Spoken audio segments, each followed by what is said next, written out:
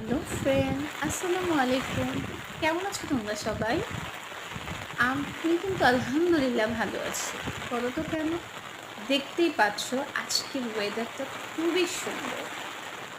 তো ভাবলাম একটু ছাদে যাই। ছাদে আসার পর তো দেখি প্রচণ্ড বৃষ্টি হচ্ছে। এত বৃষ্টি যে একদমই ভিজে গেলাম।